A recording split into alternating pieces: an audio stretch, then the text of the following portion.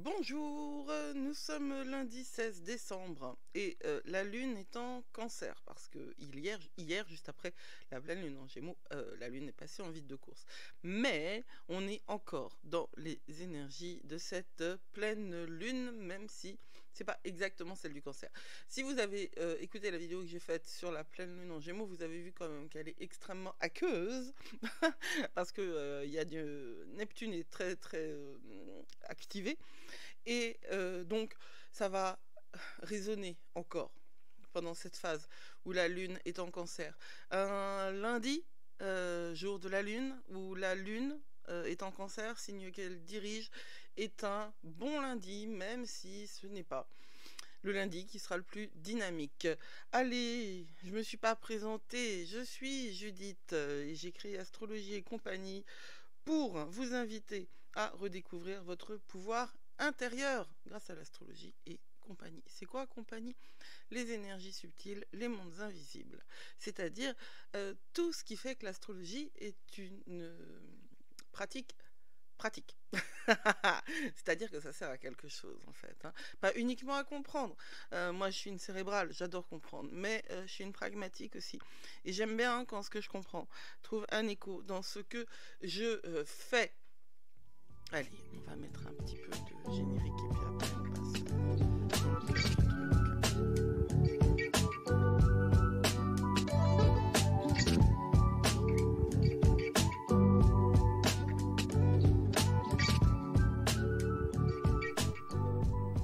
Alors, première chose, marquez vos tablettes.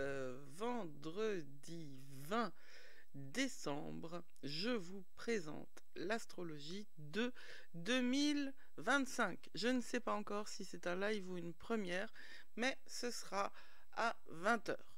Voilà. Vous avez l'heure, vous avez... Ah non, vous n'avez pas l'endroit encore, mais c'est YouTube. Vous avez l'heure, vous avez l'endroit.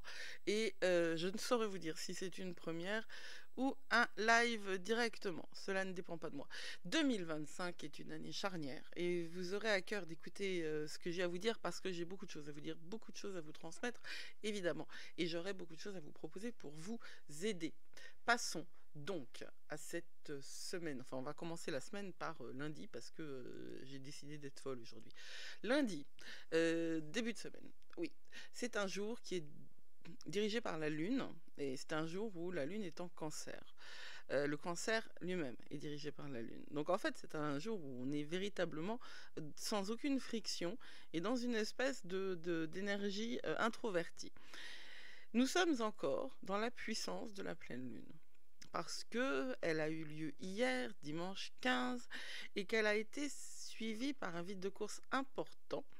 Et donc, notre lune est passée en cancer ce matin, mais les énergies, elle est toujours pleine, on la voit toujours autant dans le ciel. Et donc, nous avons à la fois la puissance de la pleine lune et à la fois la puissance du cancer qui est potentialisée par l'aspect que cette pleine lune avait à Neptune. Elle était carrée à Neptune. Le vide de course a commencé à 15h30 alors que la pleine lune était à 10h du matin. Il y a eu 5 heures juste entre la fin de la pleine lune et le vide de course. C'est pas grave, hein quand les énergies sont toujours celles de la pleine lune alors que le signe a changé. Ça, c'est quelque chose que je vais transmettre et enseigner dans les magies de la lune parce qu'il faut comprendre la différence entre l'énergie de la phase et l'énergie du signe et c'est pas évident de savoir comment jongler avec le fait que la lune change de signe au moment quasiment où elle est dans sa phase, enfin dans son aspect le plus strict, quoi. C'est-à-dire que la pleine lune, c'est une opposition, elle est alors entièrement éclairée par le soleil. La nouvelle lune, eh bien c'est une conjonction, la lune est collée au soleil, et elle n'est donc pas éclairée du tout. Ce qui compte ce lundi-là, c'est que nous sommes dans une énergie d'eau, une énergie introvertie, une énergie d'émotion liée à la famille, aux racines et à l'héritage. L'énergie du cancer, c'est une énergie qui est quand même extrêmement active, même si elle est introvertie. Elle est très. Il y a beaucoup de militaires, de chefs de CEO, comment ça s'appelle, chefs d'entreprise, qui ont une forte charge en cancer. Euh, Quand bien même on pourrait associer cette énergie-là aussi à l'hyper-émotivité. Je pense, moi, que l'hyper-émotivité, les grandes puissances émotionnelles font les grandes forces et les grandes ressources à l'intérieur desquelles on va puiser, qu'on va alchimiser, qu'on va transmuter pour les transformer en une énergie de dynamisme et d'action. Le cancer, c'est un signe cardinal. C'est donc un signe qui a la puissance de la mise en œuvre. Et il n'y a pas grand-chose de plus puissant que l'eau. On peut arrêter un feu, même si les méga feux que, ben, auxquels on assiste maintenant sont extrêmement difficiles à contrôler et à arrêter. Arrêter un tsunami, c'est impossible. Même s'il est difficile d'arrêter un feu, il est possible d'arrêter un feu. Arrêter un tsunami, c'est impossible. Je pense que l'élément le plus puissant, c'est celui de l'eau.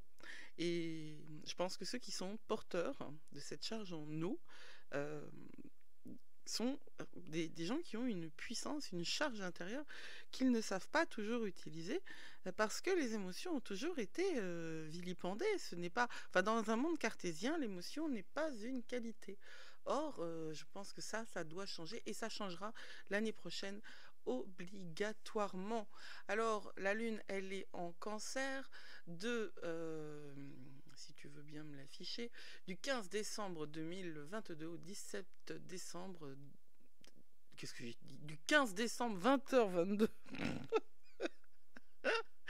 au 17 décembre 19h32. Donc c'est lundi et mardi qui sont sous les auspices de cette lune en cancer. Ensuite, il y a encore un vide de course de 19h33 à minuit 38. Tout ça, l'importance des vides de course et la manière dont ça peut impacter votre vie et qu'est-ce qu'on en fait, tout ça, on va en parler dans l'atelier des étoiles l'année prochaine. Rejoignez-moi. Oui, oui, vous m'entendrez le dire, mais je suis tellement contente de ce projet que vous m'entendrez en parler, c'est certain. Ce qui est important à savoir pendant ces 2 jours, c'est d'une part que il y a un carré, non, c'est un trigone, Judith, il y a un trigone entre la Lune et Saturne. Et ce trigone entre la Lune et Saturne va nous donner la possibilité de travailler. C'est un très bon aspect, en fait. Hein, ce trigone entre la Lune et Saturne, c'est un très bon aspect pour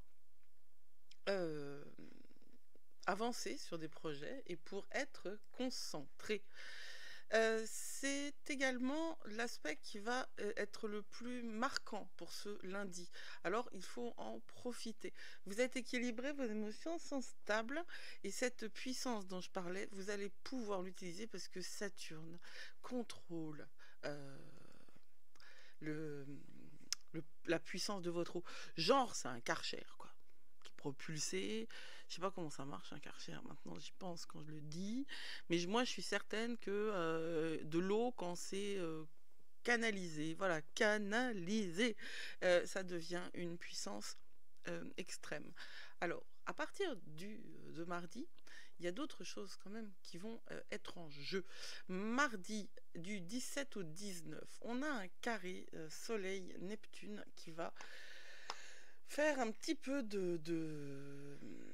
d'ombre, non, pas d'ombre, mais comment dire, autant lundi on peut utiliser notre énergie de l'eau pour en faire quelque chose, autant mardi. Ce carré Soleil-Neptune va contrecarrer le trigone de la Lune à Saturne qui est de toute façon passé. L'énergie elle est plus faible, elle est moins active. Et bon, elle va irriguer quand même aussi le lundi. D'ailleurs, si vous êtes sensible à Neptune, elle doit déjà vous avoir irrigué. Soyez à l'écoute de votre corps, soyez en capacité de reconnaître quand vous essayez trop fort de faire ce que vous avez décidé et que c'est pas bon pour vous. Parce qu'en fait, dans ce carré Soleil-Neptune, il y a une espèce de révélateur de ce qui peut vous mettre de travers. Et donc, si vous essayez de faire un truc et que ça le fait pas, eh ben, c'est peut-être que c'est pas à faire. C'est vraiment pas dans votre intérêt. Mardi 17, à l'intérieur de ce carré, on a aussi un sextile entre la Lune et Uranus. Et ça va faire de grands changements. Ça permet de grands changements. Alors, si on ajoute ça au contexte du Soleil carré à Neptune, soyez à l'écoute de ce qui se propose et de ce qui ne fait pas, quoi. Hein, si vous essayez désespérément de rentrer ça dans votre emploi du temps ou de faire telle chose et que ça ne marche pas, à chaque fois vous vous plantez, eh bien écoutez le sextile entre la Lune et Uranus mardi de 12h15 à 15h45. Écoutez ce que le ciel vous dit à ce moment-là, parce qu'il y aura des grands apports pour vous aider. Alors, elle est à nouveau vide de course à 19h33, mais juste avant, pendant 1h30, elle sera trigone à Neptune. Et là, c'est de l'imagination. Alors, Neptune, c'est pas que l'illusion. Neptune, c'est l'imagination aussi. Et c'est vrai que la Lune trigone à Neptune, ça peut à la fois nous donner la possibilité de rêver à des trucs qui seront jamais possibles, mais d'y croire, et aussi ça peut nous donner la possibilité d'imaginer l'avenir tel qu'il peut être si on fait des efforts. Il faut faire attention avec l'énergie de Neptune et elle va nous irriguer toute l'année prochaine. Il faut faire attention avec l'énergie de Neptune. Il faut la prendre du bon côté, c'est-à-dire que ça nous donne la possibilité de rêver, ce que l'on ne rêve pas, on ne le réalise pas. Ça nous donne aussi la possibilité de nous illusionner et de s'imaginer que si on se cale bien dans notre canapé à se perdre la tête avec telle ou telle pratique qui seront les nôtres, celles que nous avons l'habitude d'avoir pour éviter d'agir, eh bien, on n'avancera pas plus. Faites gaffe, hein, 2025, c'est une année où il faudra absolument pas se coincer sur son canapé. Mais par contre, faut se reposer, faut prendre le temps, faut méditer, faut agir, faut marcher, il faut marcher, il faut marcher.